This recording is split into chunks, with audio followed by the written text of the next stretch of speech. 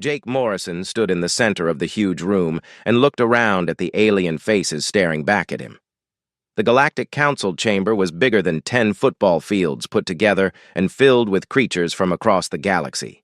Some had 6 arms, others had blue skin, and a few looked like giant insects. They all had one thing in common, though. They looked at humans like they were nothing special. Jake held his datapad tight in his hands. He had been Earth's voice in this place for 15 long years. Every day he came here to speak for his people, and every day these aliens treated humans like children who did not know better. Today was no different, but today felt worse somehow. "The Earth people want to help protect our space," Jake said into the microphone. His words echoed around the massive room. "Humans have good ideas about how to keep our world safe from pirates and raiders. We want to work together." The alien sitting on the high platform above him made a sound like glass breaking. Her name was Vexthara, and she came from a world called Altair Prime. Her people looked like living crystals, and they thought they were better than everyone else. She had 6 eyes, and all of them showed that she did not like what Jake was saying. "The human request is denied," she said in her cold voice. "Your people are too young to understand such important matters. You are too quick to fight and too slow to think. The Council does not need your help." Jake felt his face get hot with anger, but he did not show it. In the viewing area above, he could see other humans watching. Captain Lisa Rodriguez sat with her arms crossed. She commanded a ship called the Horizon, and she explored new worlds for Earth. Next to her was Dr. Peter Walsh, who studied alien life forms. Both of them looked as angry as Jake felt. This was not the first time the Council had said no to human ideas. In fact, Jake could not remember the last time they had said yes to anything. Humans had created new medicines that saved millions of alien lives. Humans had built communication systems that let different worlds talk to each other faster than ever before. Humans had solved problems that these ancient aliens could not figure out for thousands of years. But none of that mattered to the Council. They saw humans as servants who should be happy just to be allowed in their space. The older alien races had been traveling between stars for thousands of years before humans even learned to make fire. They thought this made them wise, but Jake knew better. Age did not always mean wisdom. The Rigelian ambassador stood up next. His people looked like tall, thin humans, but with gray skin and big black eyes. "Perhaps the humans could help with cleaning duties instead," he said with a mean smile. "Or maybe they could carry messages between the real members of the Council." Other aliens laughed at this joke. The sound made Jake sick to his stomach. These creatures used human doctors when they got hurt.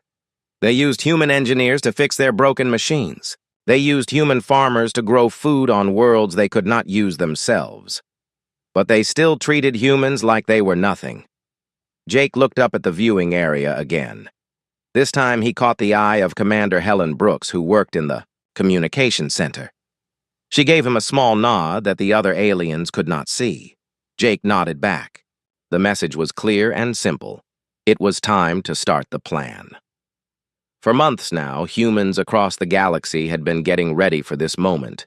They had been quiet about it and careful not to let the aliens know what they were thinking. Every human in an important job had been told what to do when the signal came. Every human family living on alien worlds had been given secret instructions. Every human ship captain knew where to go when the time was right. The aliens thought humans were just workers who would always do what they were told. They thought humans had nowhere else to go and no choice but to accept being treated badly. They were wrong about both things. Jake put his datapad in his bag and walked toward the exit. He did not say goodbye to any of the aliens.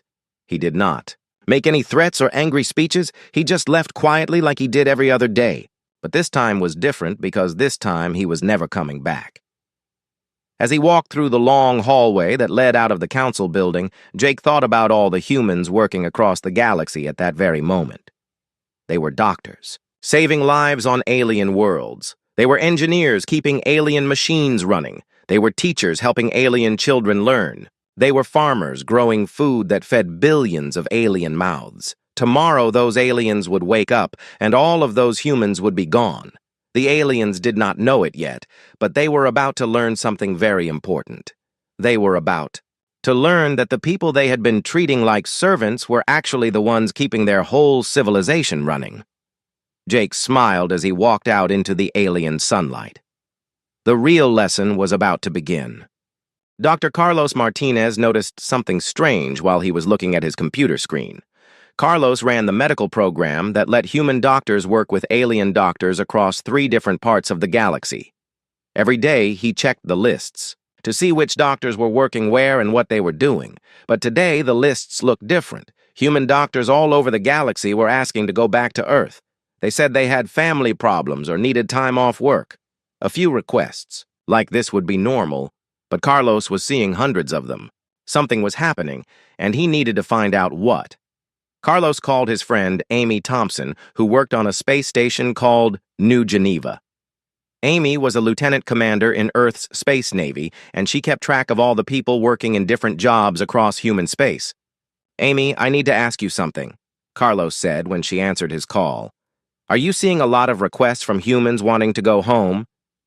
Amy was quiet for a moment. Then she said, "Carlos, it's not just medical people. Engineers who work in the mines are going home. The people who grow food on alien worlds are going home. Even the ones who fix communication equipment are leaving. They all say they have personal reasons." Carlos felt worried. If all these humans left their jobs, at the same time the aliens would notice. Worse than that, important work would not get done. Aliens would get sick and have no one to help them. Machines would break and stay broken. Food would not grow and people would go hungry. But as Carlos thought about it more, he realized something. Maybe that was exactly what was supposed to happen on her ship called the Horizon. Captain Lisa Rodriguez watched the big cargo ships leave Altair Prime. To anyone watching it looked like normal supply runs. Ships came and went from alien worlds every day carrying food and equipment and people. But Lisa knew these ships were different. These ships were carrying human families away from alien worlds forever. Lisa had gotten her secret orders 3 days ago, just like every other human ship captain in the galaxy. The message was simple. Help any human who wanted to leave alien space and take them to the outer edge of the galaxy where humans had built new colonies. Do it quietly and do not let the aliens know what was really happening. The outer edge colonies were on worlds that the Galactic Council thought were worthless. The planets were too far away or too dangerous or too hard to live on. But humans had gone there anyway and built homes and cities and farms. The aliens had laughed at humans for wanting to live in such difficult places. Now those difficult places were going to be humanity's new home. Commander Tony Garcia got his orders while he was working on Titan I, a big space station that protected one of the main trade routes. Tony's job was to watch for pirates and enemy ships and keep the space lanes safe. He had been doing this job for 8 years and he was good at it. The orders came through a secret communication channel that only humans knew about. The message told Tony to slowly hand control of the station over to the automatic systems and then leave. He was supposed to make it look like everything was normal until the very end. Tony looked around the control room where he had spent so many hours. His team was made up of humans and aliens working together. The aliens were good people, and Tony felt bad about leaving them without warning. But they had chosen to treat humans like second-class citizens. Now they would have to learn to do this. Job without human help. All across the galaxy, the same thing was happening. Human families packed their things and told their alien neighbors they were going on vacation. Human workers finished their shifts and then never came back. Human ship captains filed normal flight plans, but then flew to secret meeting points instead of their listed destinations. The plan had been in the works for months. Every human in an important job had been contacted through secret channels. They were told to make lists of all the work they did and all the alien technology they helped to run. They were told to prepare their families for a long trip. Most importantly, they were told to keep everything secret until the signal came. Kevin Clark was one of the few humans left in the Galactic Council building. He was young and new to the diplomatic service. His job was to replace Jake Morrison as Earth's representative. But Kevin knew he would not be doing this job for very long.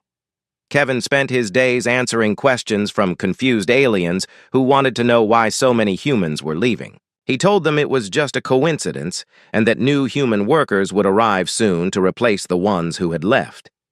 This was a lie, but Kevin told it with a straight face. The truth was that no new human workers were coming. The humans who had left were never coming back, and soon Kevin would be leaving too. Dr. Sandra Hill sent her last message from the Galactic Research Institute where she had worked for 12 years. Sandra studied alien plants and had helped develop new crops that could grow on different types of worlds. Her work had fed millions of aliens and made her respected throughout the galaxy. "To my alien colleagues," Sandra said into her computers, "Camera, I want you to know that working with you has taught me many things, but I have learned that respect must go both ways. I hope someday we can work together again as equals." Sandra turned off her computer and picked up her bags. Her ship was waiting to take her to New Terra, one of the new human colonies. She did not look back as she walked out of the building where she had spent so many years of her life. The aliens still did not understand what was happening. They thought a few humans were leaving, but that most would stay. They thought human civilization needed the Galactic Council more than the Council needed humans. They thought humans had no choice but to accept being treated as junior partners. In T. A few days they would learn how wrong they were about all of these things. The first sign of trouble happened on a Tuesday morning when the Centauri communication array went completely silent. The array was a huge collection of dishes and transmitters that helped different worlds talk to each other across vast distances. It had been working perfectly for 20 years without any major problems. Kevin Clark was in his office at the Galactic Council building when the emergency call came in. He was the new human representative and he was supposed to know about these things. But Kevin had a secret. He was actually on the list to leave on the last transport ship off Centauri Prime. He just had to pretend everything was normal for a few more days. "Ambassador Clark," said the worried voice on the communication device, "we need human technicians to fix the Centauri array immediately. The whole communication network for this sector is down." Kevin put on his most serious voice and said, "I am sure this is just routine maintenance. Our technical teams will handle it soon." What Kevin did not tell them was that all the human technical teams were already gone, and he would be gone too in less than 6 hours. Within 1 week, strange things started happening all across the galaxy. The subspace relay network that connected distant worlds began having problems. Messages that should have taken minutes to send were taking hours or not arriving at all. Some worlds lost contact with their neighbors completely. Food production facilities on agricultural worlds stopped working when their automated systems started producing error messages that no one could understand. These systems had been designed and programmed by human engineers over many years.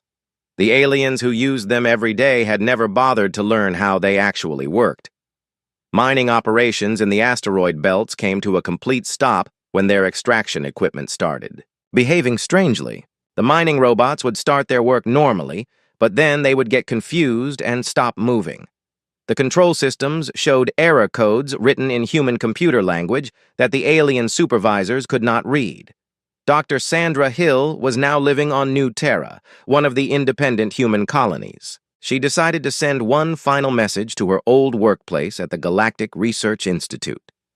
She wanted her former alien colleagues to understand what was really happening. "My friends," Sandra said as she recorded her message, "you always called us your adequate assistance and said we did simple support work. But the truth is that we were the ones who really understood your technology. We were the ones who made it work when it broke. We were the ones who improved it and made it better. Now you will have to learn to do these things yourselves." Councillor Zeftai of the Rigelian Consortium was having the worst month of his long political career. The economic reports that crossed his desk every day were getting more and more frightening. Trade routes that had operated smoothly for decades were falling apart because no one knew how to coordinate the complex schedules that human logistics experts had managed. Diplomatic communications between different alien species were becoming confused and angry because the human translators were gone. These translators had done more than just change words from one language to another. They had understood the cultural differences between species and had helped prevent misunderstandings that could lead to conflicts.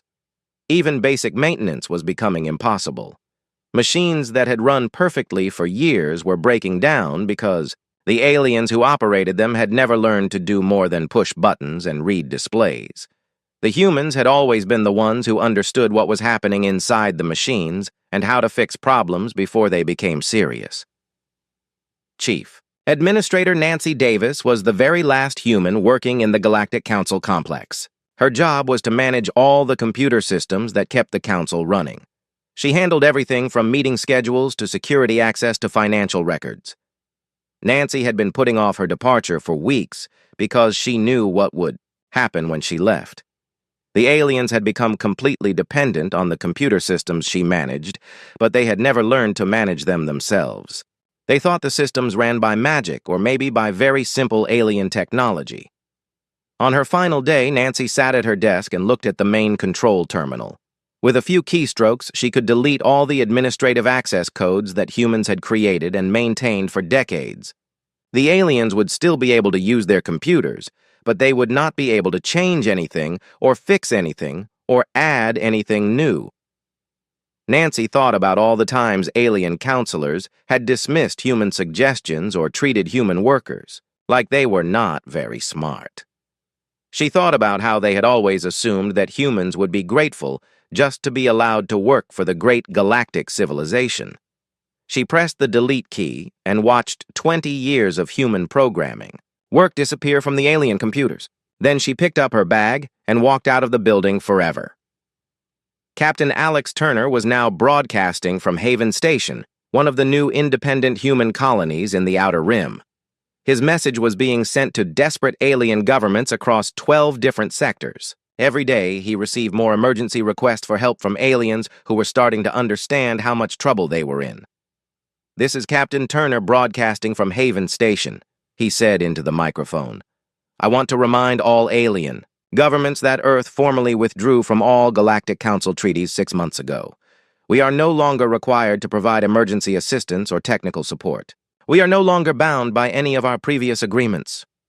The requests for help were getting more desperate every day. The Andorian Empire's space fleet was stuck in the Outer Rim because their navigation systems had failed and no one knew how to fix them.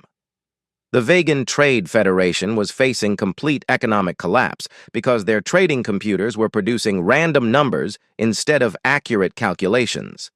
Medical facilities across the galaxy were running out of important medicines because the production systems were shutting down without human supervision. Transportation networks were failing as the complex scheduling systems became confused and started sending ships to the wrong destinations. Alex smiled as he read the latest batch of emergency messages. For decades, these aliens had insisted that humans were not smart enough or experienced enough to be real partners in galactic civilization. They had treated humans like useful servants who should be happy to do the boring technical work while the aliens made all the important decisions. Now those same aliens were learning what happened when the servants decided to quit. They were learning that the people they had dismissed as not very sophisticated were actually the ones who had been keeping their entire civilization running smoothly. Alex turned off his microphone and leaned back in his chair. Tomorrow there would be more emergency messages from more desperate aliens. But humans were no longer listening to alien emergencies. Humans were busy building their own future in their own space, where they could be treated with the respect they deserved. 6 months after the humans left, the galaxy was falling apart. What had started as small problems with computers and machines had grown into a disaster that affected every world and every species in Council space. The aliens were finally beginning to understand just how much they had depended on the humans they had treated so badly. The Andorian Empire's mighty space fleet was still stranded in the Outer Rim territories. Their ships floated helplessly in space because the navigation systems had completely failed. These systems had been upgraded and maintained by human technicians for over 30 years. The original alien engineers who had built the systems were long dead, and their knowledge had died with them. Admiral Kethvar of the Andorian fleet sent increasingly desperate messages to anyone who would listen. "We have 47 ships, and 60,000 crew members stuck out here," he transmitted on all emergency frequencies. "Our navigation computers are showing us locations that do not exist and routes that lead into empty space. We need human technical assistance immediately." But the humans were no longer answering emergency calls from alien governments. Captain Alex Turner continued his daily broadcasts from Haven Station, reminding everyone that Earth had withdrawn from all treaties and agreements with the Galactic Council. "This is Captain Turner with today's reminder," Alex said calmly into his microphone. "Humanity is no longer part of the Galactic Council. We are no longer required to provide assistance during emergencies. We are focusing our efforts on building our own independent colonies and taking care of our own people." The irony was not lost on the humans who listened to these broadcasts. For decades, the aliens had insisted that humans were not smart enough or experienced enough to be trusted with important responsibilities. Now, those same aliens were begging for help from the people they had dismissed as inferior. Former Admiral Kate Sullivan was now serving as Earth's Minister of Defense. She spent her days reading intelligence reports from across the galaxy, and what she saw both amazed and saddened her. The alien species that had spent so much time telling humans they were not sophisticated enough for leadership were now facing complete social and economic collapse. The Vegan Trade Federation was in particularly bad shape. Their entire economy had been built around complex trading algorithms that were written by human programmers decades earlier. These programs had been so successful that the aliens had never bothered to learn how they worked. They just pressed buttons and collected profits. Now the algorithms were producing completely random results. Ships full of valuable cargo were being sent to worlds that had no use for them. Agricultural products were rotting in warehouses, while planets that needed food received shipments of luxury items instead. The Federation's currency was becoming worthless as the trading computers made increasingly bizarre decisions. Senator Ben Parker stood before the Earth Assembly and read the latest reports from human colonies across the Outer Rim. The news was overwhelmingly positive. Independent human settlements were not just surviving, but thriving in ways that had never been possible under Galactic Council oversight. "Our colonies are reporting record levels of productivity and innovation," Ben told the assembled representatives. "Without the restrictive regulations and bureaucratic interference of the Council, our scientists and engineers are making breakthroughs at an unprecedented pace. Our people are happier, healthier, and more prosperous than they have ever been." The human colonies had advantages that the aliens had never understood. Humans were naturally good at adapting to new situations and solving problems in creative ways. When the Council had controlled human space, these abilities had been suppressed by endless rules and procedures designed by aliens who thought they knew better. Now humans were free to use their natural talents. They were developing new technologies that surpassed anything the ancient alien civilizations had created. They were establishing trade relationships with unaligned species that the Council had ignored for centuries. They were building a new kind of civilization based on cooperation and mutual respect, rather than hierarchy and dominance. Dr. Rachel Kim monitored alien communication channels from the deep space listening post called Outpost 7. Her job was to keep track of what the aliens were saying to each other when they thought no humans were listening. The intercepted messages painted a picture of growing desperation and slowly dawning realization. "The situation is worse than we initially calculated," said one message from a Rigelian government official to his superiors. "Our infrastructure is not just failing, it is collapsing completely. We estimate that 70% of our critical systems were either designed, programmed, or maintained by human personnel." Another message from an Altarian colony administrator was even more direct. "We have been living with the illusion that we were in control of our own technology. The truth is that humans have been running everything for us while we took credit for their work. Without them, we are helpless." The medical crisis was particularly severe. Hospitals across the galaxy were running out of essential medicines because the production facilities could not operate without human supervision. The aliens had the formulas and the equipment, but they did not understand the complex processes that turned raw materials into life-saving drugs. Thousands of aliens were dying from diseases that should have been easily treatable. The medicines existed in human space, but the aliens were too proud to formally request humanitarian aid.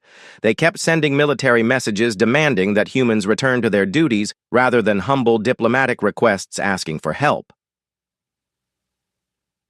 Food. Production was failing on dozens of agricultural worlds. The automated farming systems that had fed billions of people for generations were shutting down one by one. The alien farmers knew how to plant seeds and harvest crops, but they did not understand the sophisticated climate control and soil management systems that made large-scale agriculture possible. Transportation networks were collapsing as the scheduling. Computers became more and more confused. Passenger ships were arriving at the wrong destinations or not arriving at all. Cargo vessels were colliding with each other because the traffic control systems could no longer track their movements accurately. The aliens had built their entire civilization on the assumption that they could always rely on human technical expertise to keep everything running. They had never imagined that humans might decide to stop providing that expertise. They had never considered what would happen if the people they treated as servants decided to become independent. Dr. Frank Morgan was aboard the research vessel, Discovery, monitoring emergency broadcasts from across the galaxy.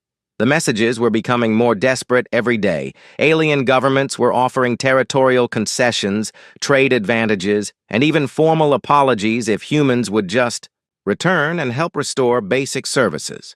But the humans were not interested in returning to their old roles as undervalued technical support staff. They had discovered that they could build their own civilization without alien interference, and they liked what they were building much better than what they had left behind. The galaxy was learning a hard lesson about the difference between being in charge and being in control. The aliens had always been in charge because they were older and more politically powerful. But humans had been in control because they were the ones who actually understood how to make things work.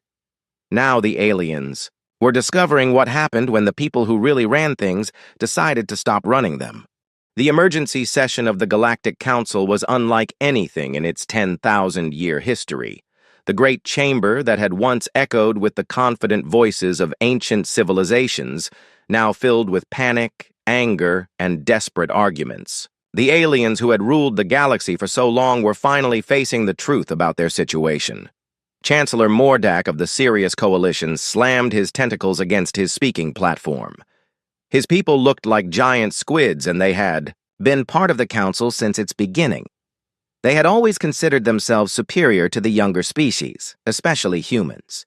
"How did we not see this coming?" Mordak demanded, his voice shaking with rage and fear. "Our entire infrastructure has collapsed. Our ships cannot navigate. Our computers do not work. Our people are dying because we cannot make the medicines they need." Counselor Vexthara sat quietly in her crystalline chair. She was the one who had rejected so many human proposals over the years. She was the one who had insisted that humans were too young and too primitive to be trusted with important responsibilities. Now she was reading reports that made her question everything she thought she knew about galactic civilization. The reports were terrifying in their clarity. Human colonies were not just surviving without the Galactic Council. They were expanding and growing stronger every day. Humans were building new cities, developing new technologies, and establishing trade relationships with species that the Council had never even bothered to contact.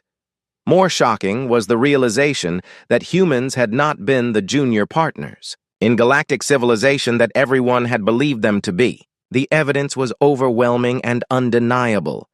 Humans had been the foundation that everything else was built on. "We have been fools," Vexthara said quietly, her crystal voice barely audible in the huge chamber. "We convinced ourselves that we were the teachers and they were the students. We believed we were the leaders and they were the followers. But we were wrong about everything." Ambassador Greg Williams had been studying the data for weeks from his position at the Tau Ceti Research Collective. Greg was one of the few humans who had chosen to stay in alien space, partly because he wanted to understand what was happening, and partly because he felt someone needed to witness the collapse. The data told an incredible story. Every major technological breakthrough of the past 50 years had involved human innovation. The faster-than-light communication systems that connected the galaxy, improved by human engineers. The medical treatments that had saved millions of alien lives, developed by human doctors. The agricultural techniques that fed entire worlds, created by human farmers. The aliens had provided the basic knowledge and the resources, but humans had provided the creativity and practical skill that turned that knowledge into something useful. The aliens knew the theory, but humans knew how to make theory work in the real world. "It is worse than we thought," Greg told his alien colleagues during their daily briefing. "Humans were not just supporting your civilization, they were running it. Every critical system, every important process, every essential service depended on human expertise." Dr. Frank Morgan continued monitoring galactic communications from the research vessel Discovery. The messages he intercepted were becoming more and more desperate as alien governments finally understood the scope of their problem. "We are prepared to offer significant territorial concessions," read one message from the Altarian government. "Humans can have complete control over any star systems they choose. We only ask that they return and help us restore basic services to our core worlds." Another message from the Rigelian Consortium was even more generous. "We will provide humans with full voting rights in the Council and equal representation in all decisions. We will formally apologize for past treatment and guarantee future respect. Please respond to our communications." But the humans were not responding to these offers. They were too busy building their own future to worry about fixing the aliens' mistakes. The Council's own historians were uncovering painful truths as they reviewed the official records. Every successful diplomatic resolution had benefited from human insight into cultural differences between species. Every crisis that had been avoided had involved human problem-solving abilities. Every period of peace and prosperity had coincided with increased human involvement in galactic affairs. The humans had been the glue that held galactic civilization together, and the aliens had been too arrogant to notice. The medical crisis was getting worse every day. Alien hospitals were closing because they could not produce the medicines their patients needed. The production facilities existed, and the raw materials were available, but no one understood the complex manufacturing processes that humans had developed and maintained. Food shortages were spreading across the galaxy as more agricultural worlds lost their ability to grow crops efficiently. The farming equipment was still there, but the sophisticated management systems that controlled everything from soil nutrition to weather modification were failing without human oversight. The economic collapse was accelerating as trade networks broke down. The Vegan Trade Federation was now offering to give humans 40% of all trade revenues if they would just return and fix the trading algorithms. The Federation's leaders had finally admitted that they had no idea how their own economic system actually worked. Transportation was becoming dangerous as traffic control systems failed throughout the galaxy. Ships were getting lost or colliding with each other because the navigation computers could no longer calculate safe routes. Several major space stations had been abandoned because they were no longer safe to approach. The social impact was just as severe as the technical problems. Alien populations were losing faith in their governments as basic services failed. Some worlds were experiencing riots and protests as people demanded answers about why their leaders had allowed their civilization to become so dependent on a species they had treated as inferiors. The younger alien species who had looked up to the council members were asking difficult questions. If the ancient civilizations were so wise and advanced, why had they allowed humans to gain so much control over critical systems? If humans were really as primitive as the council claimed, how had they managed to make themselves indispensable? The truth was becoming impossible to ignore or deny. The Galactic Council had built their entire civilization on human labor and human innovation while convincing themselves that they were still in control. They had taken credit for human achievements while treating humans as second-class citizens. Now, the humans were gone, and the aliens were discovering that they had never really understood their own technology. They had been passengers in their own civilization, while humans had been the ones actually driving. The most painful realization was that humans had not left because they were angry or vindictive. They had left because they had simply outgrown the need for alien approval. They had built their own space stations and their own colonies and their own future. They no longer needed the Galactic Council for anything. The aliens had spent so much time telling humans they were not good enough, that they had failed to notice when humans became better than them. 1 year after the Great Departure, Ambassador Jake Morrison received his final communication from the Galactic Council. He was sitting in his new office on Luna Station, which had become humanity's capital for dealing with other species. The message had come through one of the few neutral alien species that still maintained diplomatic relations with both humans and the Council. Jake read the message slowly and carefully. The Galactic Council was formally requesting a meeting to discuss the restoration of human-alien relations. They were offering things that would have seemed impossible just 2 years earlier: equal representation in all Council decisions, territorial autonomy for human space, and a formal apology for past treatment. They want to give us 3 full seats on the Security Council, Jake said as he read the message aloud during a secure video conference with Earth's leadership. They are offering us complete control over our territories with no interference from Council regulations. They want to give us 40% of all trade revenue from the inner systems. Admiral Lisa Rodriguez was now the commander of the independent human fleet. She had built that fleet from nothing using ships and crews that had left alien space during the Great Departure. Her fleet was stronger and more advanced than anything the aliens had ever seen because human engineers had been free to innovate without alien bureaucracy slowing them down. "What do they want in return?" Lisa asked, though she already knew the answer. "They want us to come back," Jake replied. "They want us to return to our old positions and help them rebuild their infrastructure. They want our doctors to go back to their hospitals and our engineers to fix their machines and our programmers to repair their computers." President Sarah Johnson was participating in the conference from her office in the new Earth capital. She had been elected on a platform of human independence and prosperity. Under her leadership, human colonies had grown from struggling settlements to thriving worlds that were the envy of the galaxy. "Our colonies are completely self-sufficient now," Sarah said thoughtfully. "Our technology is advancing faster than it ever did under Council oversight. Our people are happier and more prosperous than they have ever been in our history. Why would we want to go back to being treated as second-class citizens?"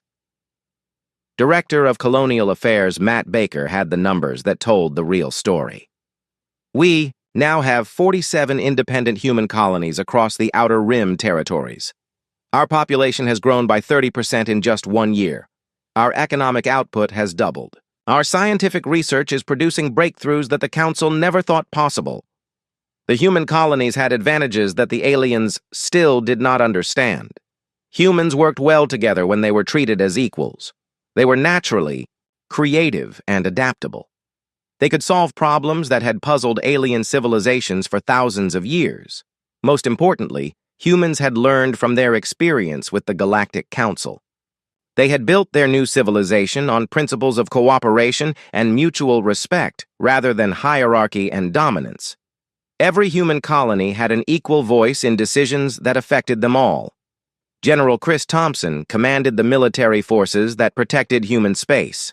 His job had turned out to be much easier than expected because very few aliens were willing to challenge human independence militarily. The aliens had their own problems to worry about, and they knew that humans had become very good at defending themselves. "The galaxy is big enough for everyone," Chris said during the conference. "We do not want to conquer alien space or rule over alien species. We just want to be left alone to build our own future in our own way." The alien requests for help had not stopped during the past year. Every day brought new messages from desperate alien governments offering various deals and concessions if humans would just return and fix their broken systems. But the offers always came with conditions and limitations that showed the aliens still did not understand what humans really wanted. The aliens kept thinking that humans would come back if the price was right. They offered money, territory, political power, and even formal apologies.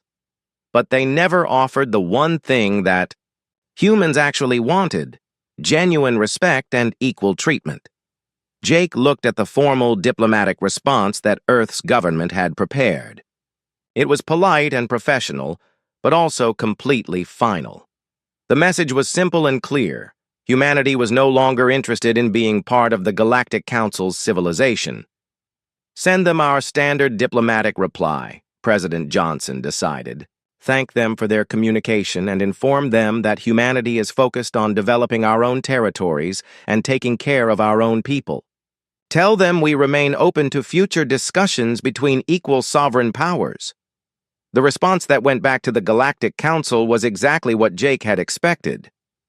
Humanity appreciates the Galactic Council's communication. We are currently focused on the development of our own territories and the welfare of our people. We remain open to future diplomatic relations between equals. There were no threats in the message. There were no demands or ultimatums. There was no anger or bitterness. There was just polite professional disinterest. The humans had moved on, and they were not looking back. In the years that followed, the Galactic Council would slowly and painfully rebuild their civilization. They would learn to operate their own technology and manage their own systems.